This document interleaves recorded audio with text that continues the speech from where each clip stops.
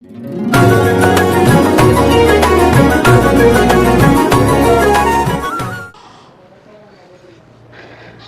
બાપુજી તમારી ચા આદુવાળી. અરે બેટા કેમ તારે સાલ આવી પડી? અરે એમાં એવું છે, આ હેતલ અને આ મોટા ભાભી છે ને, આ બે મેળે ગયા છે થોડી ખરીદી કરવા. ઓહ. અને તમને તો ખબર જ છે કે બા એકલા હતા, એટલે મેં કીધું થોડી મદદ થઈ જાય. લઈને આવતા હતા, મેં કીધું તમે રહેવા દો, હું જ દઈ આવું. આમાં મારે તમારી સાથે થોડી વાત પણ કરવી છે. હા હા પણ બેટા બોલ ને, શું થયું? અરે હું શું કહું છું બાપુજી, કે હવે ઘણા દિવસ થઈ ગયા અને આ પુરુષોત્તમને ફોન હતો કે પગાર કરવાનો છે. તમને તો ખબર છે ને કે મારી સાઈન વગર પૈસા કોઈને મળશે નહીં. અરે બેટા પણ એડવાન્સ ચેક ઉપર સહી કરીને અવાય ને, તને ખબર તો હતી કે આપણે ગામડે જવાના છે. તમારી વાત સાચી બાપુજી, પણ મને થોડી ખબર હતી કે આપણે એટલા બધા દિવસ રોકાવાના છીએ. મને થયું 1-2 દિવસમાં પાછા આવી જશું, પણ આ તો ગમ્યું અને ખાસ તો હેતલને ગમ્યું એટલે થોડાક દિવસ વધુ રોકાઈ ગયા. હવે છે ને બાપુજી, તમે કાકાને વાત કરી દેજો કે 2 દિવસમાં આપણે હવે નીકળી જઈએ આપણા ઘરે. અરે પણ બેટા ત્યાં જઈને મારે કરવું હું? જો બેટા અહીંયા કેવી મજા આવે છે, અહીંયા ખાવા હિંચકા પર બેસવાની મજા આવે છે, આ હવા કેવી આવે તો જો તું, અને ઓક્સિજન કેવડો મળે. ત્યાં એકલો નાઇટ્રોજન છે, અહીંયા કેવી મજા આવે છે રહેવાની. તમારી વાત સાચી છે બાપુજી, પણ તમને ખબર છે ને અત્યાર લગી અમે તમારા વગર રહ્યા નથી. તમે નહીં હોય તો અમને તો ગમશે જ નહીં હો. પણ બેટા હા શું કેવું, મને છે ને જૂની બધી યાદો આવે છે. મારા કેટલા ભેરું મને મળ્યા ને, કાલ મંદિરે ગયો તો બેસવા ગયો ને, તો કેટલા બધા મળ્યા. હાલા મને કે તું કેટલા દી આવ્યો. મૂકો હવે હું આવી ગયો છું. હવે મારી ઈચ્છા એવી છે કે અડધી જિંદગી તો સિટીમાં કાઢી નાખી, શહેરમાં. હવે બાકીની જિંદગી મારે અહીંયા કાઢવી છે. તો હું તમને શું કહું બાપુજી, મને ખબર છે આ લગ્ન કરીને પહેલી વાર તમે બાને લઈને આ ઘરમાં જ આવ્યા હતા અને ત્યારે તો તમે ખેતી જ કરતા હશો, એટલે લાગે કે છેલ્લે તમે તમારી જિંદગી અહીં પૂરી કરો. પણ બાપુજી, આ કાકા અને કાકી સાથે અને આ ભાઈ સાથે તમને ફાવશે? હા હા બેટા તારી વાત તો સાચી છે કે ફાવશે ન ફાવશે, પણ હવે ફવડાવવું પડશે. તે જોયું ને અહીંયા કાંઈ ઠેકાણા છે નહીં.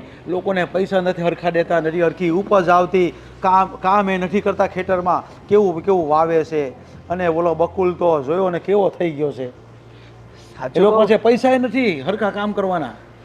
સાચું કહું બાપુજી, તો મને ગામના લોકોથી જાણવા મળ્યું છે કે આપણી ઉપજ તો સારામાં સારી આવે છે અને આ 1-2 વેપારી છે ને એ ખુદ આપણા ખેતરમાં આવી અને આ બધો પાક લઈ જાય છે. આ લોકોને વેચવા પણ જવું નથી પડતું અને 10 વર્ષથી તો સારામાં સારી નીપજ આવે છે. અને આ કાકાના કાકી તો હંમેશા ખોટું જ બોલે છે કે કંઈ છે જ નહીં.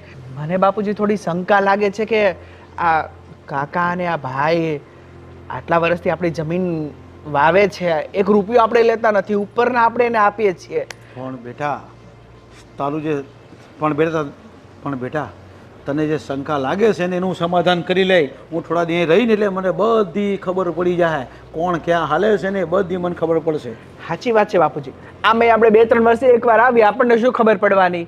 અને આવ્યા ને એટલે આ ગોવિંદભાઈ હમણાં 1 લાખ રૂપિયા મારી પાસેથી લીધા અને આપણા જે ખેતરમાં જે અનાજ પાક્યું હતું ને કે નુકસાન ગયું એમ કરીને મારી પાસે 1 લાખ રૂપિયા લીધા છે બરો. અને એની પહેલા આપણી પાસે 4-5 લાખ રૂપિયા લીધા. એટલે આ બધો વહીવટ શું કરે છે શું નહીં આપણને ખબર પડે. પણ જો બેટા તેદી મેં ચક્કર મારવા ગયો ને વાડીએ, તો ઓલો તને ખબર ને લાસવાળો શેડો છે ને આપણો, ત્યાં બધું ખુલ્લું છે ને, તો ત્યાં તાર ફેન્સિંગ એ કરવા જોઈએ. નકર હું બાજુના માલ ઢોર કેવા સરી જાય છે આપણા ખેતરમાં, ગરી જાય ને કેટલું નુકસાન કરે છે, એ બધી લોકો ક્યાં કરાવે છે.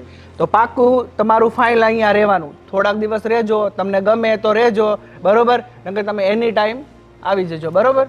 આ ખેતરે આપણું છે તો આપણે ધ્યાન તો રાખવું પડશે ને. અરે બાપુજી, તમે ખાલી જમીનને સાચવો ને એટલું બસ છે બરોબર. અને બાપુજી, અમે કાકા અને કાકી જોડે વાત કરી લઈએ, એવું હોય તો અમે કાલે પછી હું અને હેતલ નીકળીએ. શું બેટા તારે જવું હોય ને તો તું જઈ શકે છે, પણ હું તો હવે બાકીની જિંદગી અહીંયા જ કાઢવાનું છું. કારણ કે મને અહીંયા મજા આવે છે ને હું રહીશ ને તો આ બધું હાર સંભાળ રાખી શકીશ. જેવી તમારી મરજી, તો હું હેતલને વાત કરું અને અમે લોકો નીકળીએ. હેતલ, શું કરે છે તું? કઈ નહીં, હા જવું છે ને તો બેગ પેક કરું છું. પપ્પા સાથે વાત થઈ તમારી? બાપુજીએ મને કહી દીધું ચોખ્ખું જ કે જો રાજ, હવે મારી બાકીની જિંદગી છે ને હું મારા વતન આ મારા ગામમાં જ વિતાવવા માંગુ છું. મને કહે છે તારી બાની યાદો બહુ અહીંયા સમાવેલી છે, એટલે હવેના મારું જેટલું જીવન છે ને હું અહીં જ કાઢવાનો છું, એટલે હું એને ના પણ ના પાડી શક્યો. એટલે તારે અને મારે કાલે સવારે નીકળવાનું છે. સારું, કંઈ વાંધો નહીં. જુઓ, આ પપ્પાએ જે ડિસાઈડ કર્યું છે ને, બહુ જ સરસ વાત કરી છે. હવે પપ્પાની થોડીક જિંદગી બાકી છે અને પપ્પા એના વતનમાં વિતાવવા માગે છે ને, તો આપણે પણ ખુશ જ છીએ. પપ્પાને જ્યારે ત્યાં આવવું હોય ને ત્યાં આવે, નકર પછી અહીંયા ભલે રહેતા. પણ તને ખબર છે ને, બાપુજી વગર મને નહીં ગમે. મને પણ નહીં ગમે પપ્પા વગર, પણ શું કરવાનું હવે? પણ ઇટ્સ ઓકે ને. આમ પણ પપ્પા આટલી ઉંમરે અહીંયા રહેશે ને, તો અહીંનું વાતાવરણ શેર કરતાં પણ અહીંયા વધારે મજા આવે. તમે શું વિચાર કરો છો? સાચું કહું ને હેતલ, તો મને સારું નથી લાગતું કે પપ્પા અહીંયા રહે. કેમ? કારણ કે આ કાકા અને કાકી અને આ ગોવિંદભાઈ વારે વારે પપ્પાને કઈ ને કઈ બહાને પૈસા લઈ લે છે. જુઓ, એ એમના ભાઈ છે, એમાં આપણે ન પડવાનું હોય. એ લોકોનો વહીવટ છે. કાલ સવારે તમારો ભાઈ હોય અને તમારી સાથે વ્યવહાર કરતો હોય ને, તો કોઈ વચમાં ન પડે. અને બધા લોકો સારા જ છે, તમને એવું લાગે છે, બાકી દિલના એટલા સારા છે ને કે વાત નહીં પૂછો. ક્યારે પણ ખોટું નહીં કરે.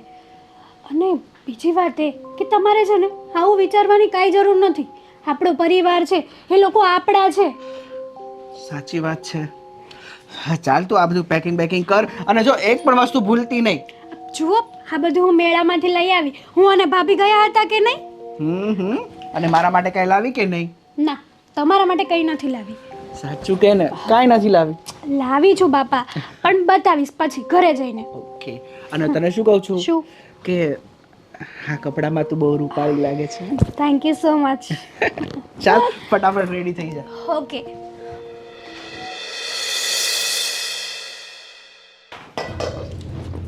હે ભગવાન. બા, આ દિવાળી ચોપો લો. બા, બા, હા, શું થયું છે તમને? કાળોતરો કવડી ગયો. એટલે કવડી ગયો કોને? મને. કઈ અગાડી? હે, હારું છે બે રે તું જગાઈને તને નથી આવડતો એટલા વર્ષથી હારે ગુડાણી તોય. સારું, હવે કરું છું. આ તમે મોટા બાપુજી લોકો આવ્યા છે ને, એ દીથી મારી પર ગુસ્સે થાતા કરો છો, ખબર નહીં કેમ. વગર કામનું, વગર લેવા દેવા વગરનું મારી પર ગુસ્સે થાવ છો તમે. પેલા કેટલું સારું રાખતા હતા, થાતું નથી કેરોસીન વગર. લાવ ખાવા. હા, હું ભીખ માંગો. કેમ? કેમ કે તમારા ભાઈ અહીંયા આવ્યા છે એટલે છે ને વાહ કાંઈ વધવા નથી દેવાના. આપણી વાહ ભીખ માંગવા સિવાય કોઈ રસ્તો નથી. ઓ બા, આમ કેમ બોલો છો તમે? તું મૂંગી મર. સાંભળ્યું કાંઈ? હા, સાંભળ્યું, મને બધી ખબર છે, પણ જા આ જમવાનું બનાવ્યું નથી 1:30 વાગ્યો તોય. ગળસવાનું ક્યાંથી બનાવે? અમે તો ગળસી નવરા થઈ ગયા. ખબર શું કામ? શું કામ? તમને ખબર છે તમારા ભાઈ ધામા નાખવાના? ના ના, તમને ક્યાંથી ખબર હોય? હું તો ખેતીમાં નકરું કામ જ કર્યા કરું. પણ બા સાંભળો તો ખરા, મને બોલવા તો દો. બોલ. ક્યારે આ બધું થયું? ક્યારે તમને ખબર પડી? આગળ રાજ ને ઓલી છે ને એટલી બે વાતો કરતા હતા તે મેં સાંભળી કે બાપુજીની ઈચ્છા એવી છે કે અહીંયા જ રહીને ખેતીવાડી કરવી છે, એટલે આપણો ભૂહાડીઓ વળી ગયો બધો. વાહ કાંઈ વધવા નહીં દે. આ તમારા ભાઈનો છોકરો, એના છોકરાની વહુ છે ને, એ વિલનના દીકરા છે. અહીંયા બાપને મૂકીને હાલતીના થઈ જાય ને ટેસડા મારશે, અને આપણે હોય દાહોલા ડહડવાના. આ જમીનમાં ભાગ છે ને એ લઈ જાય ને તો આપણી વાહે કાંઈ નહીં વધે. તારે સાંભળવા ફેર થયું હશે હવે. અરે બાપુજી શાંતિ રાખો. બા તમે તો કહેતા હતા કે મોટા બાપુજી અહીંયા રહે તો આપણને ઉઠાની સારું રહે. હું હારું રે હે? આપણે જે નિપજ આવે છે એને ખબર નથી પડવા દેતા. અત્યાર સુધી આપણે બધું આપણી એક પર કરાઈ ગયા છીએ, એને આપણે જતાવા નથી દીધું કે અમારે એટલી ઉપજ આવે છે, આના એટલા રૂપિયા આવે છે. આપણે એમ જ કીધું છે કાંઈ આવતું નથી. આ બધું સત્તું થાહે. આ ગામના માણસો એના મોઢે કહે કે ભાઈ તમારો નાનો ભાઈ ને એની ઘરવાળી તો આટલું કમાય છે જમીનમાંથી ને, તો આપણી વાહે શું રહે? વિચાર કર. એ હું આપણા હાથમાં આવવા દે? મોટા છે, ઘરમાં હાથમાં બધું લઈ લે હે.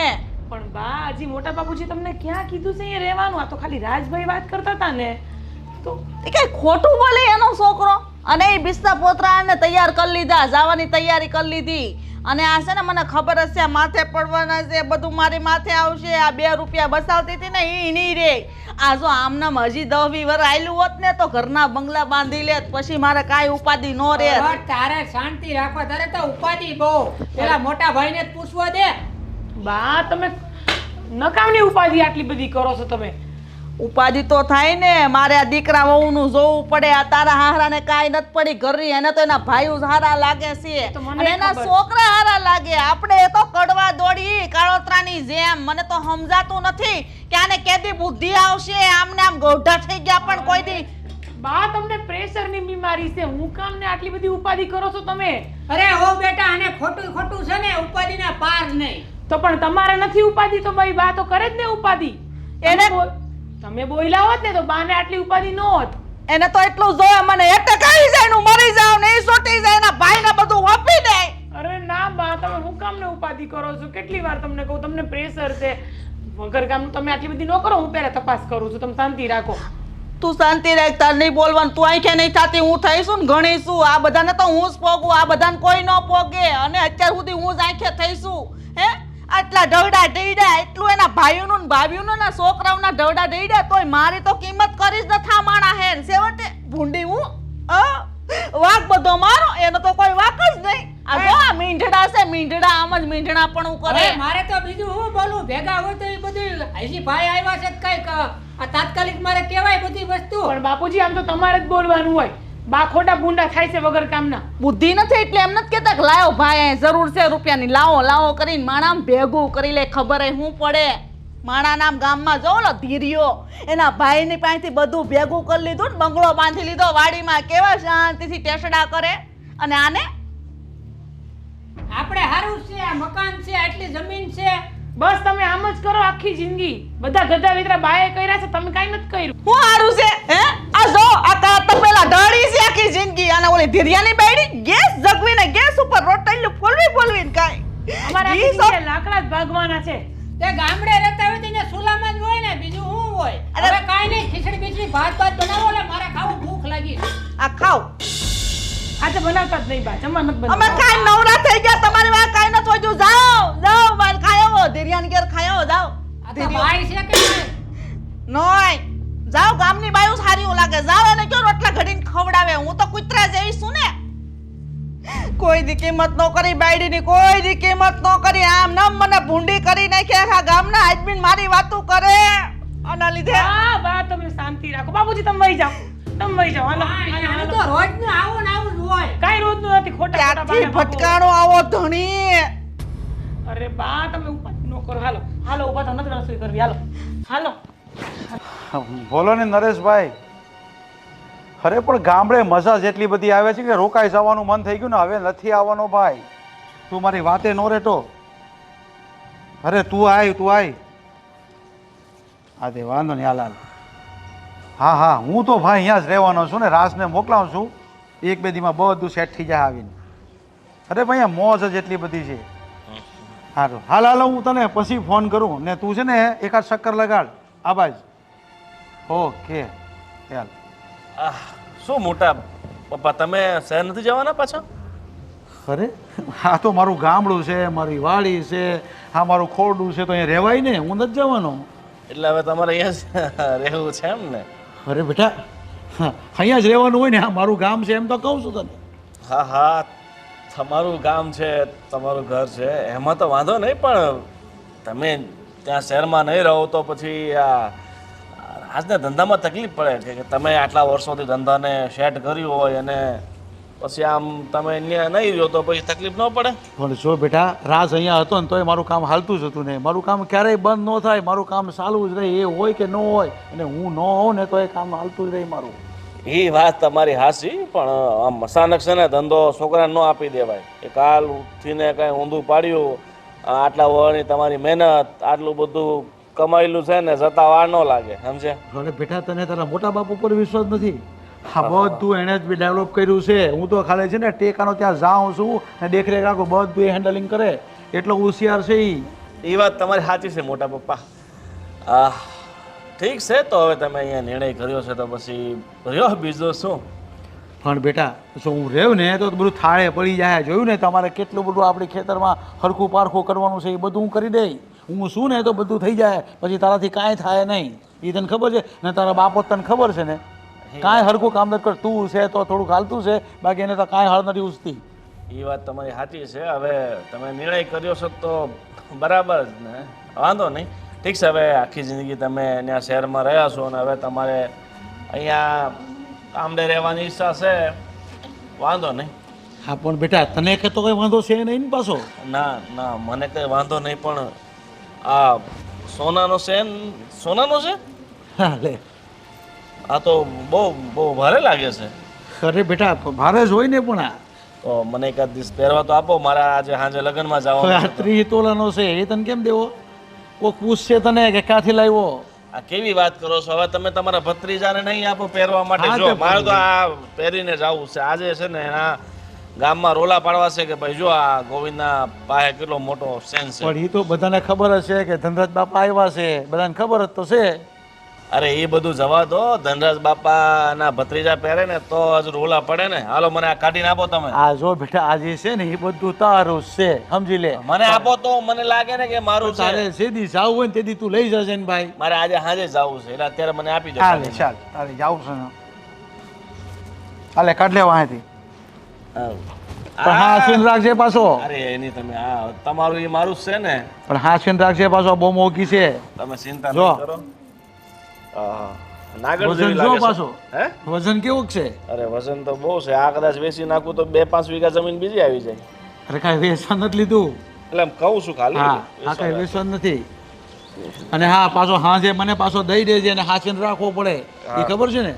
હા હવે આજે હું કપડાં થોડા ખારા પહેરી લઉં પછી ફોટો બોટો પાડું. અને જવાનો ક્યાં છે? આ પેલા રણજીત નથી, રણજીત બોલો. સુકાભાઈ દીકરો, હા હા હા. એના લગ્ન છે આજે. એના લગ્ન છે કે કંઈક બોલાવ્યો છે તને? તે લગ્નમાં અમારે નથી જવાનું? ના ના, એ ખાલી બધા ઘર દીઠ એકનો ગરીબ માણસ એટલે એક ઘર દીઠ એક જ જણને આમંત્રણ છે. હા તો 1000 ને એક સાંભળો લખાવીને આવશે પાછો, એમને એમ ન આવતો. એ તમારે દેવા પડશે મને. હા તે હું તને પછી દેવું છું. ઓલા ઓસડીમાં લઈ જા પૈસા, ઓલું મારું પાકીટ ત્યાં છે એમાં લઈ લે. કેટલા જોઈએ છે? બસ મને 1000 ઈ ને બીજા 1000 વાપરો ને 2000 દો ને. હા ને ઓલી મારી ગાડી છે ને એમાં ડીઝલ એ છે ને, એવું લાગે ને થોડું ડીઝલ એ પુરાવી દેજે. તો મને બીજા 2000 ડીઝલ નહીં હા તે આપો. ઓલામાં લઈ જવાના, પણ હિસાબ રાખવાનો. જો હિસાબમાં હું પાકો માણસ છું, એ હા હા હાલો. હિસાબ રાખવાના. હા હા